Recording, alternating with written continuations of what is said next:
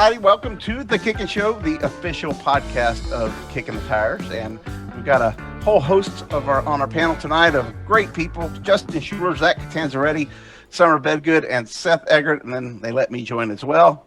So one day I'm not going to be here, and they're going to be doing all of this. So stay tuned for that. You'll definitely want to subscribe to the YouTube channel and make sure that you get a real show. But you are talking to the meat in the middle of the Daytona Sammich right now. Zach and I were at Daytona last weekend for the Daytona 500. We saw an incredible race, and then I'll be at Daytona. Zach bailed on me. I think he wanted to go play in the snow.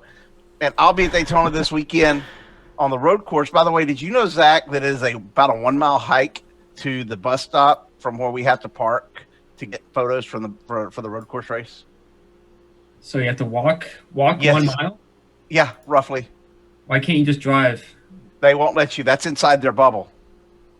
We're inside the track, but there's different areas, and we have some very strict rules for shooting photos for the road course because that will be inside the track. But Okay. we will have coverage from Daytona's road course this weekend. But before we get to that, let's talk about last weekend's race, the season opener, Daytona 500. Michael McDowell goes to victory lane in fiery fashion, for lack of a better term.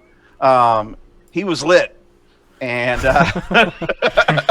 or maybe Brad Keselowski was lit, but either way, And Austin Cindric. it was a great race, and you know, some people said that there was a little bit of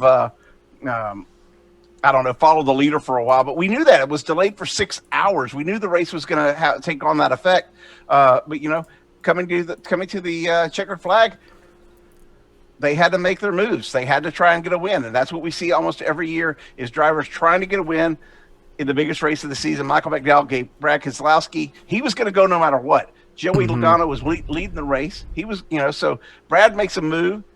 Michael McDowell, gives him a shove. I guess the shove sent him up a little bit too fast. Joey tried to throw a block. Joey and Brad got together, and Michael McDowell took the lead and went on as the field crashed behind him. It collected several other good drivers after we had already seen a lap 15 race, crash that took out, 16 cars, and kind of changed the whole dynamic of the 500. So Michael McDowell wins the race, Chase Elliott second, Austin Dillon in third, Kevin Harvick in fourth, and then Denny Hamlin, he was going for 3 in a row, winds up fifth in this year's Daytona 500. So he's got to start all over again if he wants to be the only driver to win 3 Daytona 500s in a row. But you look at the lineup, Summer.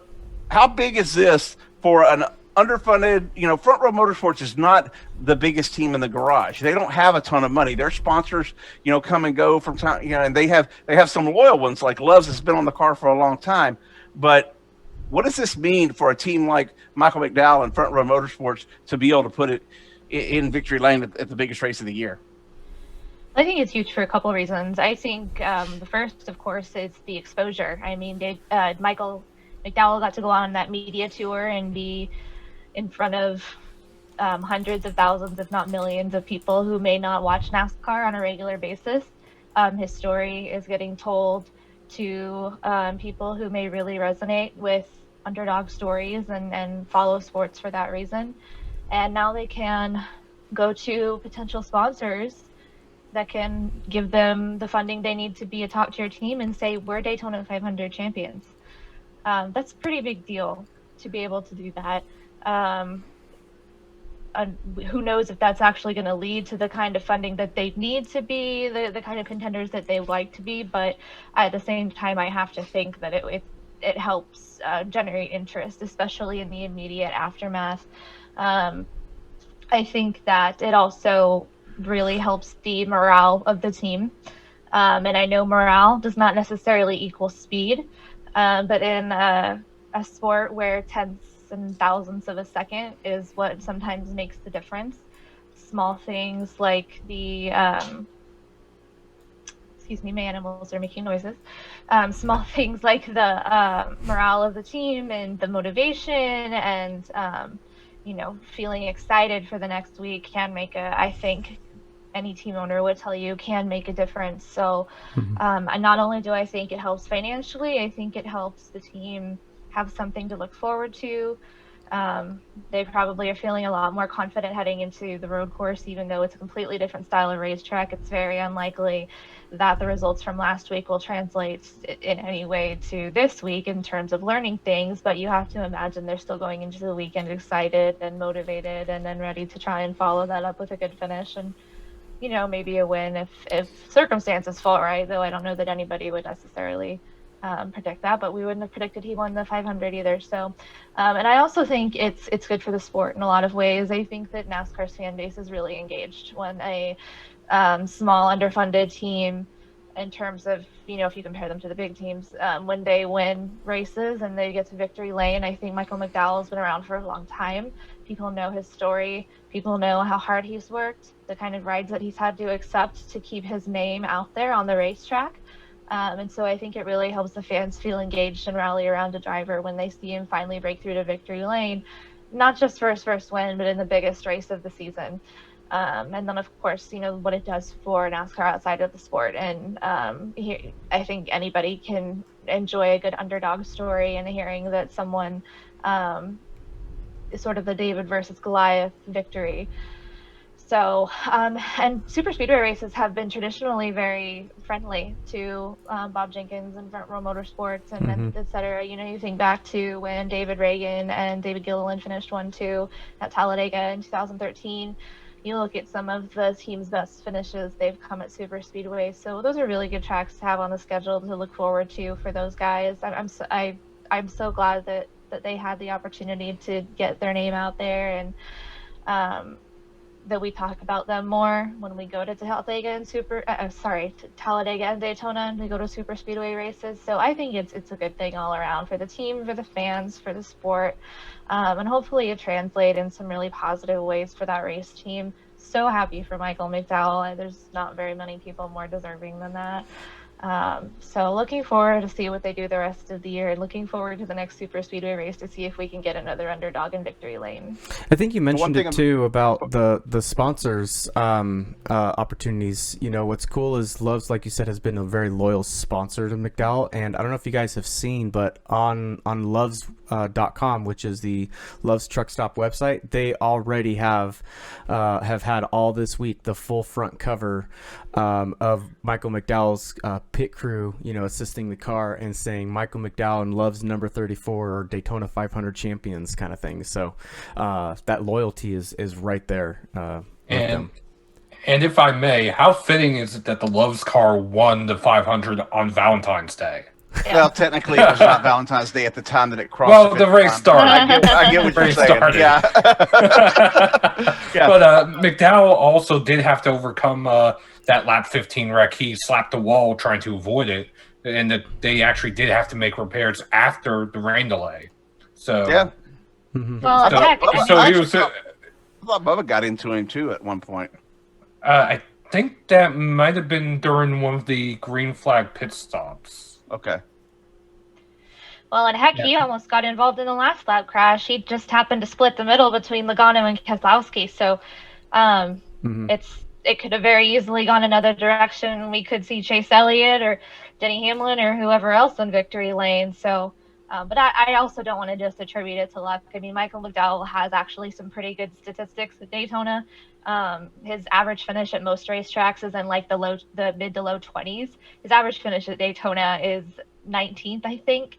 I think he's got 3 top 5s there in like the last 5 or 6 races or something like that. So it's definitely not just luck. There definitely is a skill set to racing at Daytona and Talladega and super speedway races, and he has it. So maybe we should have seen this coming, or at least the potential for it coming. So I don't want to just attribute it to luck, but you do look at, he definitely did have a lot of close calls on Sunday into Monday morning, and so it definitely was not an easy victory for them. This guy saw it coming. You saw it coming. I can prove it. Okay. Well, I mean, that skill set that you mentioned, it definitely came into effect on that last lap, or I guess lap and a half to go. I mean, he was one of the very few, him and Keselowski, when Brad started backing up. you kind of knew what they were trying to get, and Michael was right there with him. They jumped the 4, and then they had just a little bit of time to get by the 22, and they ended up making contact. And obviously, making moves was something that we did not see on Sunday. I thought it was a very bad race. I was definitely very disappointed. I mean, I thought it was a good race. How did you? I thought it was a good race. I so disagree. If I may, the reason why you had that train for the most part, that lap 15 wreck took out so many cars that they weren't able to build up the momentum. They weren't able to build up the energy. When people say that, I look to races like the Busch Clash in 2020, when there was 6 cars that finished and there was 5 lead changes in the last 2 laps. Yeah. And when you saw during like the green flag pit stops, Harvick would be running with 4 guys right behind him. Denny would be out front, and Ford they would go to the bottom of the track in turn 3 to pit, and they would pass Denny Hamlin for the lead. Let me tell you why. Harvick's leading, and Denny is back in 5th. Like, if they wanted to race, they could have. No, they can't. They can't. Let me tell you why. Because if a Ford team pushes a Chevrolet car to victory lane, or if it even gives that appearance, someone's catching hell on Monday morning. Probably not even before they leave the track. That didn't have to happen. Everybody had manufacturers with them. They could not get teamed up with who they needed to in order to go to the front, and they're all selfish. Number one, they all want to get the win. Yep. But seriously, they had serious team orders going into this race that you do not work with a bow tie if you're a blue oval, and if you're a Toyota, you don't work with anybody. You're on your own. Actually, they had Toyotas with them. Like, Denny had Kyle Busch, Harvick had Logano and Keselowski. Like, there was Chevys with Larson and those guys. Like, it wasn't like it was like one of each manufacturer. But again, like I said, with the energy and the momentum, the fastest line was around the top. So with Logano leading the field around the top of the track, and they had, I think, 4 or 5 Fords versus 3 Toyotas and 5 Chevys. The Chevys would have had to have all of the Toyotas and the 1 Ford of Cindric that was all the way in back to follow them to actually have enough cars to break the momentum. And the other thing you have to deal with is Joey and Brad were going to run together until the last lap because they're teammates. Michael McDowell was the only one that was out there. He was kind of the Lone Ranger for himself, and he had already committed he was going to go with Brad no matter what Brad did. You know, if he's such a genius and he's such a great racer that he can shove Brad and calculatively make Brad go into Joey, split the middle like the seas parting for Moses, and then go through the flames and as people are crashing all around him, he needs to be at Hendrick Motorsports. But I mean, look, McDowell, he was at the right place at the right time. He is a great road course racer, by the way. He came from sports cars and came over here. He's been in NASCAR for 14 years. This is his first win. I thought the finish justified what they did based on the fact that Kurt Busch taken out in a crash on lap 15. I forget. Let's see. There were 16 cars, and Blaney, 8 of them, Bowman. Yeah, there were 8 of them were contenders that we would have had up there battling for a lead. You know, some of them were not going to be out. Most likely going to be out there doing it. But we had 8 at least that could have contended for the lead. I want to go back to one thing. I bet $7 on Michael McDowell. Oh, $7. Gosh. How much did you get? 66 to 1. Oh gosh. Yes, I took all the long shots and bet a few bucks on every one of them in Vegas, and he was the 66 to 1. Now, if Ryan Preece would have won, it would have been a much whole different. It'd have been very, very good for everybody.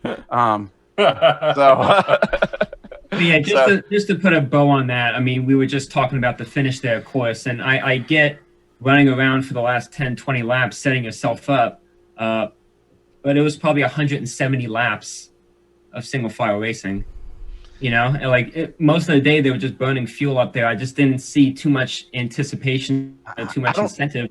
I don't know what they could have done any differently, though. I mean, they tried. You don't win the race. You don't win the race on lap, 175. Exactly, and there's only 15 cars. Why not try? It's not like there's 20 cars behind you. You don't even have too much. And just another factor to put a bow on all of this, the Toyotas, I think, would have had a better chance had they left pit road, that final pit stop, together instead of so spread out, for one. And for another, if it wasn't for Bubba Wallace's...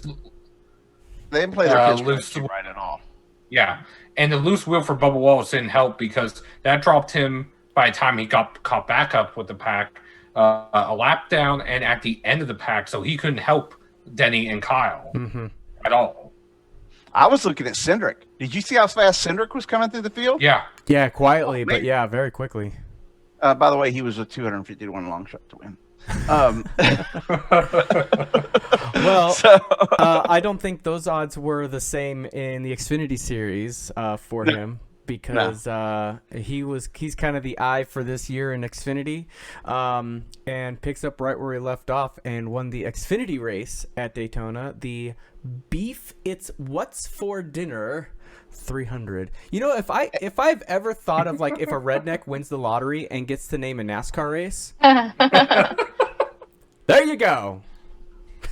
Look, hey, the Florida Beef Council provided food for the media for 2 days. Let me tell you something. Thank you, Florida Beef Council. I tweeted about it, okay? And I showed their photos of the people that came in there. They served us tenderloin on one day and beef carne asada tacos the next day.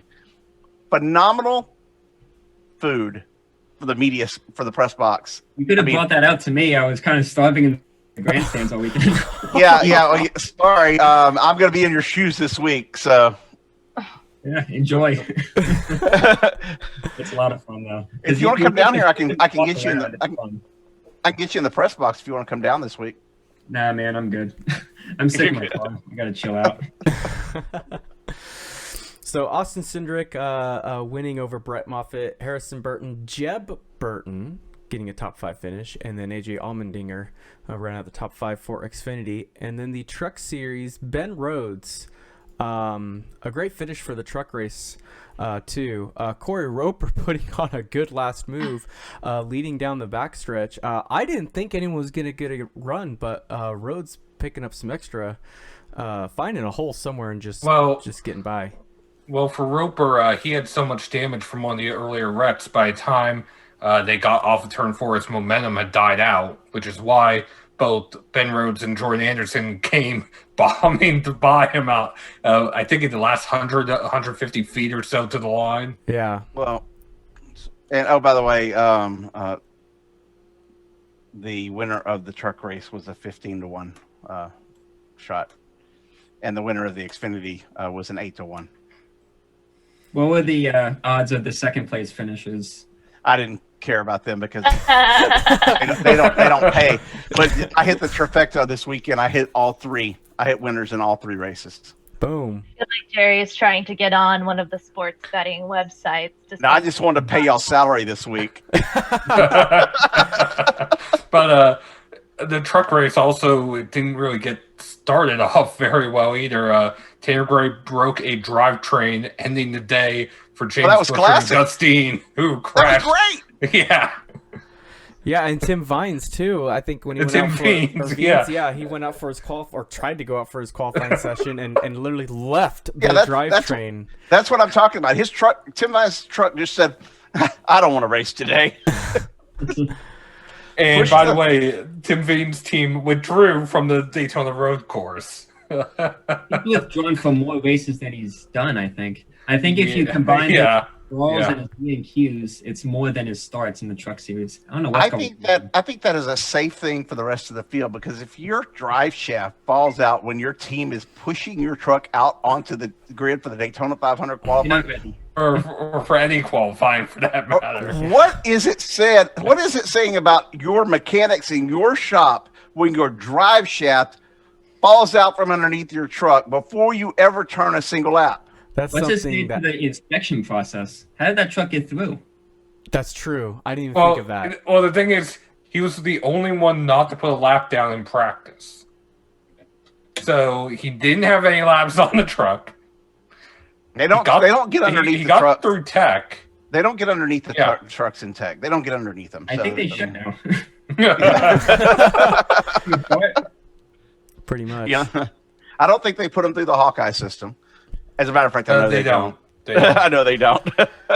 Because actually, I've heard from some Truck Series drivers, because I joked a couple of years ago about wanting to race a truck, and they directed me as to which trucks to actually drive and which trucks to stay away from, like the plague. So there are some trucks out there that probably aren't the safest as others, So we learned that Tim Vine's truck is one of those that maybe the bolts aren't quite tightened as much as they should be. Use Gorilla Glue. Gorilla Glue. There you go. Summer, call them and get them to sponsor the podcast. Should I put them in my hair? Should I smooth it out? We could come up with a segment for like the crash of the week goes to this person, sponsored by Gorilla Glue. This person needs some Gorilla Glue. They lost another part. Or flex tape, yeah. Let's move a little bit. Let's move to a different style of racing and talk to Seth about iRacing. What's happening there? I know we've got a deal working with our friend Brandon Cattell. Again, we're gonna have Kickin on his car. FTF sponsorships are happening, and we're also working a couple other deals with some sponsorships in iRacing. I want to be the king of iRacing sponsorships for Kickin the Tires. Well, first off, going back a little over a week ago, we had the Podium 500, which was Podium Esports. They did their own Daytona 500s. The qualifying for that is kind of like the Chili Bowl. You get put into a heat, then you have to go from the heat into whether it's the LCQ or the duel, and then try to race your way in, essentially. Unfortunately, I got wrecked out in my heat on the white flag lap. Ooh. It happened. I was in the transfer. They're a giant fireball. No, but my car may have kissed the hand of God. Okay. That's how high the car got into the air. But Casey Kerwin ended up winning the Podium 500. That's one of the Coke Series drivers. Anthony Alfredo finished 5th on his side backwards in the Podium 500. Finish. So, but he did finish. The Coca-Cola Series opener went caution-free, 100 laps at Daytona, despite a wreck on lap 31 with Malik Ray, Ryan Luza, and Zach Novak.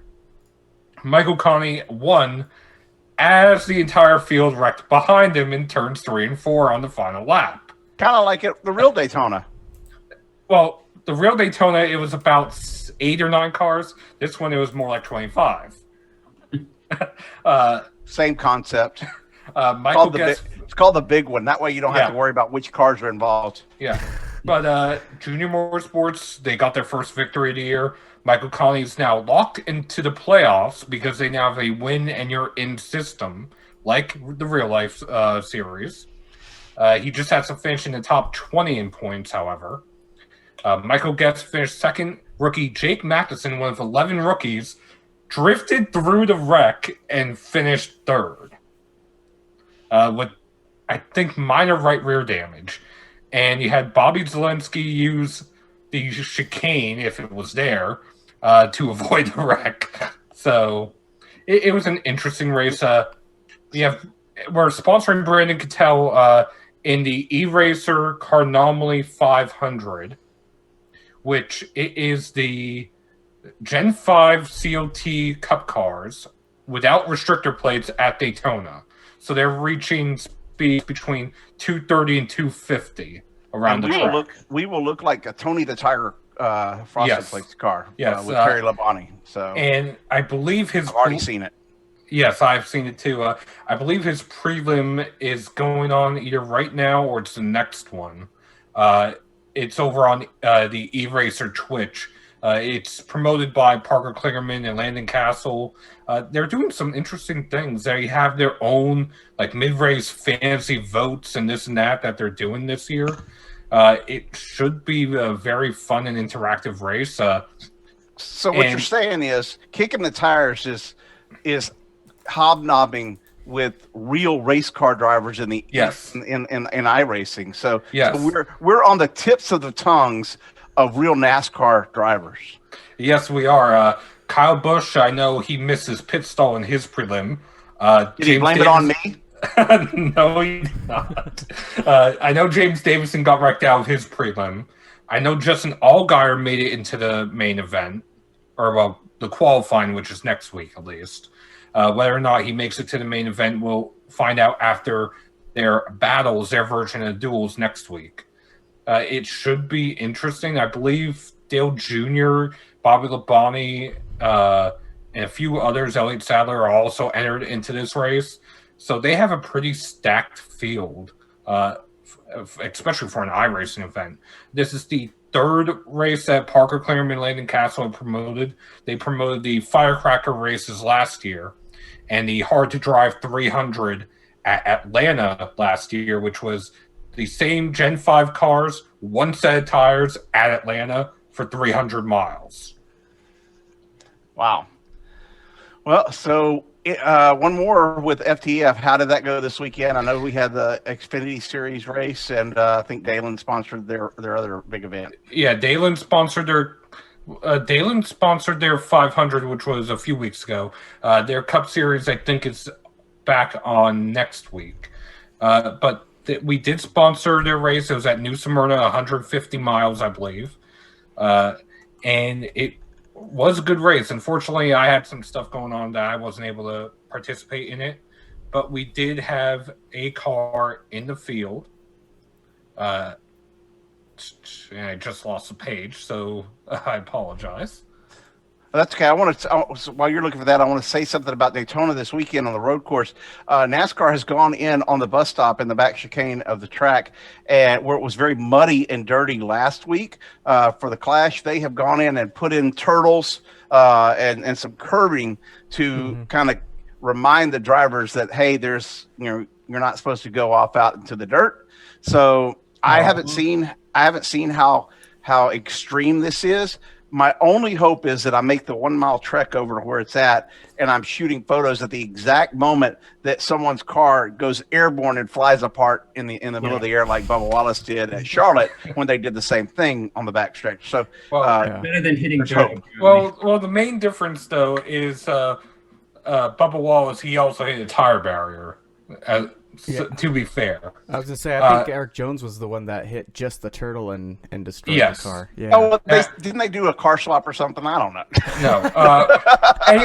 Anyway, we had Rich Jameson in the Kickin the Tires machine in the Kickin the Tires 150 at New Smyrna Speedway, and it was won by Winvo Michael Cosi Jr., who's a big Twitch streamer. Okay. He has been known to win big events. It was a good race. I'm looking at some of the results right now. Let's see. We have Ethan Corder, who is leading the regular season standings by 6 points over iRacing's Jake Poulin, who is a production associate at iRacing. Awesome. So we're going to have more on, the FTF stuff as we sponsor. We actually have some Cup Series race sponsorships coming up as well. We're sponsoring COTA.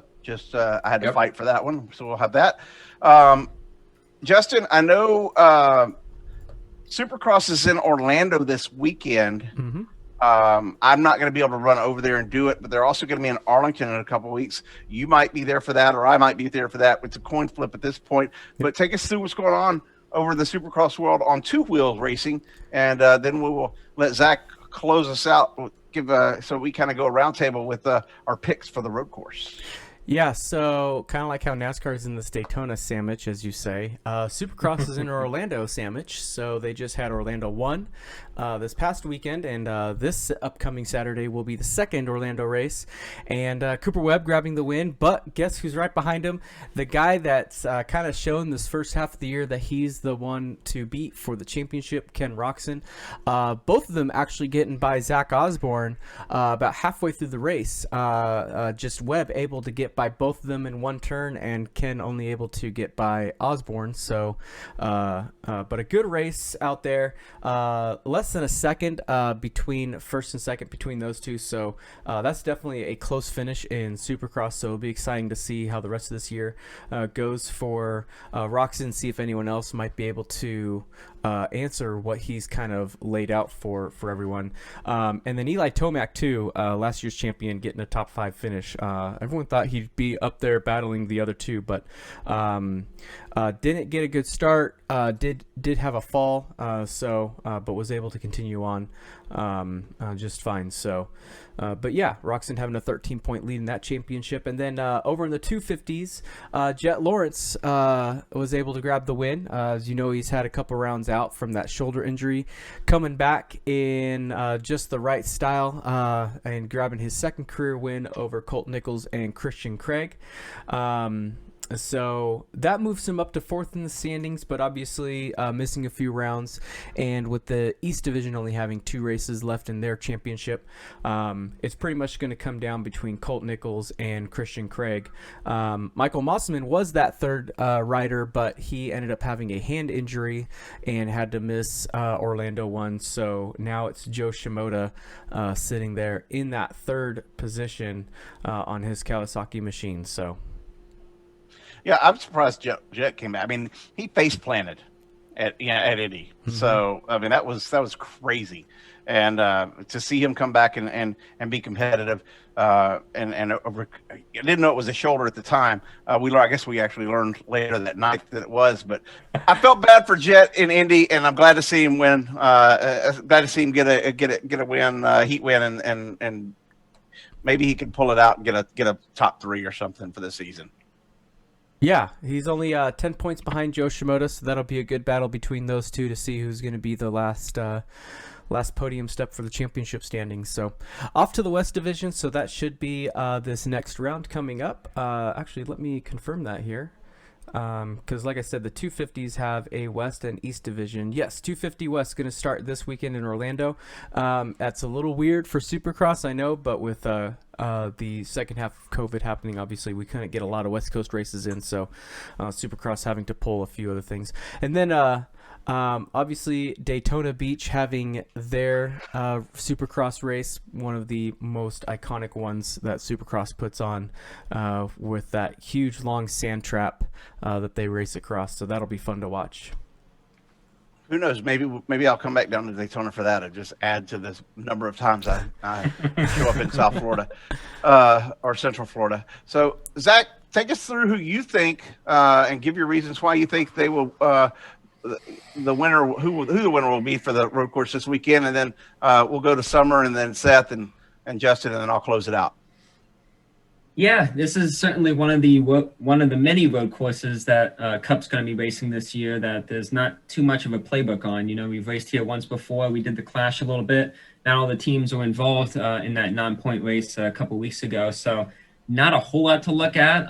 Starting with the truck series, I definitely look at someone like a John Hunter Nemechek. He has a road course win in the past. Kyle Busch Motorsports Equipment, he's pretty much their first ever driver who's joined the team with experience. They tend to pick ARCA drivers and really young guys. But John, I mean, he was in the Cup Series last year and has Xfinity win. He's won many truck races. So I think the experience and the competition and the lack of track time and the equipment is all going to come together well. But also look out for Rafael Lassard as well. He was third in that race last year, and he's got GMS equipment, so he might be pretty good this year. Up to Xfinity, man, I love the Xfinity series. I thought the road course races last year were absolutely outstanding. If you look at Allmendinger and Cindric and Briscoe, who's not going to be in the race this time, but I mean, they put on just unbelievable shows. Some of the best road course races we've seen in decades, in Allmendinger and Cindric. But I'm actually going to look past them and look at Noah Gragson. He might not have a win, but he's super competitive on road courses. He nearly won the Indy road course last year, finished third. He was second at the Charlotte Roval, finished third at the Daytona road course last year. So overall, his road course finishes in 2020 were third, sixth, third, and second, which was pretty shocking. I knew he ran well a couple times, but all across the board, he was competitive and there at the end. So I'll pick Gragson for that. And then for Cup, I guess I'm a little boring. I'm probably going to go with Elliott. He's clearly the number one, but I'm definitely looking at Denny Hamlin and Keselowski. They definitely don't have that long list of wins. I believe just one combined. Keselowski's never won on a road course, but they certainly bring the power nearly every time. Stage wins, laps led. They dominate, but it just doesn't lead to many wins. I think that might change. They're coming off of a rough 500 finish. Denny dominated, but didn't get the win, and Brad obviously with one of the worst wrecks we've seen in a while. So I think they're going to be hot on their heels to come back and win. And don't count Michael McDowell out. I mean, we know that he's a great super speedway racer, but he's a great road course racer. That's where his roots are from. He's one of the more skilled road racers in the Cup Series, and he's coming off that big win, and he's starting up front. I believe he starts second in the race. So if he can just stay out of trouble and get through that final stage okay, I think a top 10 is definitely in the works. I don't expect a win. Maybe a top 5. We saw Chris Buescher get a top 5 last year at Daytona, so maybe that'll happen for him. But as I said, Chase is my guy. He's won there already at Daytona. He's won Watkins Glen. He's owned the Charlotte Roval, and I think he's going for 4 straight points wins. Nearly won the Clash a couple weeks ago, and he's got everything going for him on road courses. So I'll pick Elliott for the Cup Series, Gragson for Xfinity, and John Hunter Nemechek for the Truck Series. And who do you guys have? Summer? I think I'm going to go with Martin Truex Jr. For the Cup Series race. He's I don't have as many statistics to rattle off for him. My dog says hi. My dog. But his name's Mikey because I think he's just going to want to be a regular part of the show now. So, Mikey. There you go. Anyway. But I think Martin Truex Jr. has kind of been overshadowed by Chase Elliott lately. Truex had started to earn a reputation for being a good road course racer. I think almost kind of like a dark horse. He has good statistics, but he usually wasn't the first one to be mentioned. So I wouldn't be surprised to see him do well this weekend and go to victory lane. I think I'm going to choose the low-hanging fruit for the Xfinity Series and choose Dawson Cindric. That would be 2 in a row to start the season. That would be a pretty big accomplishment for him. But I think that's not necessarily the reason I'm picking him, but rather his prowess on road course races. So, sorry guys, I'm going to take him on that one. And then for the Truck Series, I believe it was Brett Moffitt that finished second to Sheldon Creed last year. And I think that we might see him get one position better this time around. Brett Moffitt just seems like a really good all-around race car driver that he can do well on just about any type of racetrack. So even though he may not be known as a road ringer, I think he has the talent and ability to be able to capitalize on the opportunities and make something happen this season to potentially go to victory lane. So I have Brett Moffitt for the Trucks, Austin Cindric for Xfinity, and Truex for Cup. Well, for me, for the Truck Series, I'm going to go with Sheldon Creed. Say he wins the Daytona road course 2 in a row. He's been strong on road courses in general over the years, whether it's ARCA, ARCA East, ARCA West, even trucks now. So I'm going to go with him. In Xfinity, I'm going to go like Summer, take the low-hanging fruit, but not the one you're thinking of. I'm going to go with AJ Allmendinger. What more can I say with him as far as the Daytona road course?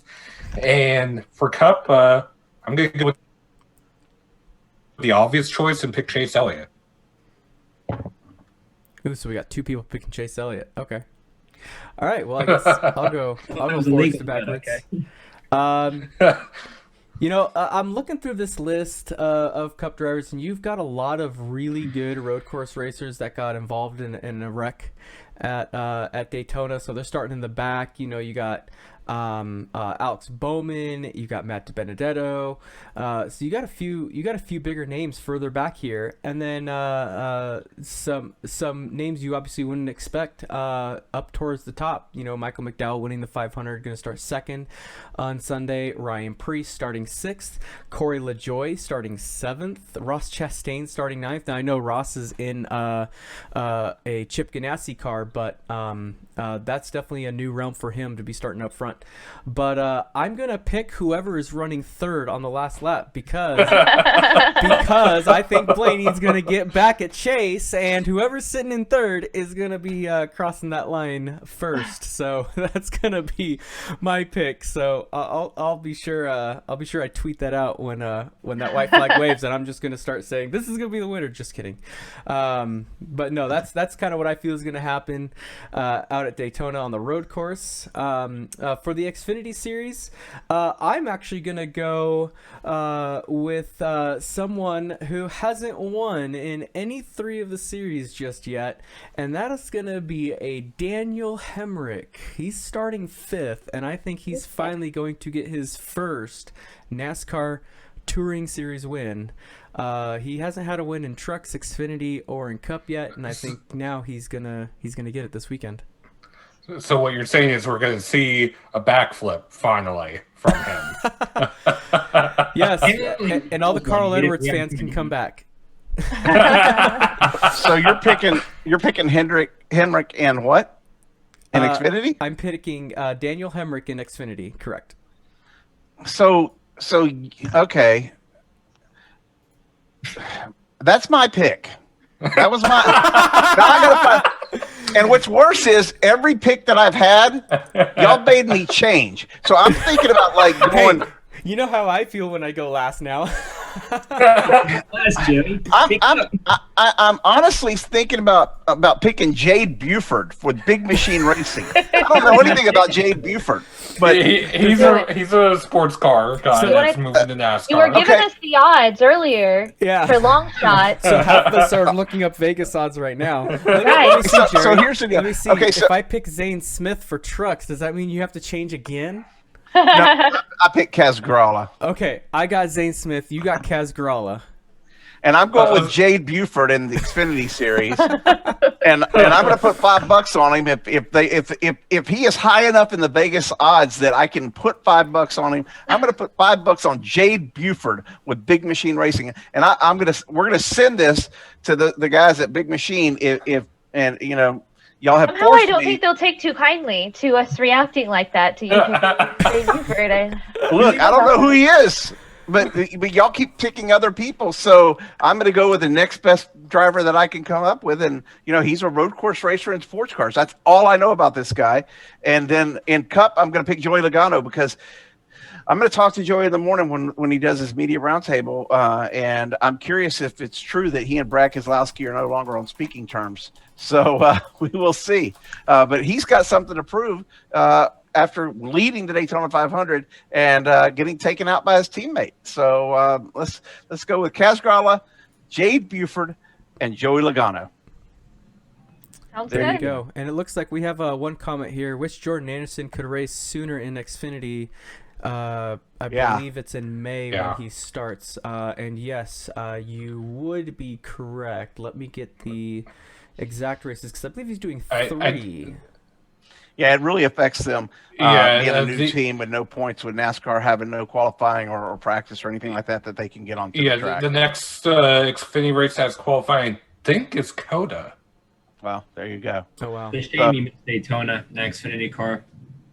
Yeah. I think he really could have done some damage in that race. Yeah. Positive damage, like he could have gotten a really good finish. Gotten a good finish for the team. Or literally done some damage. Well,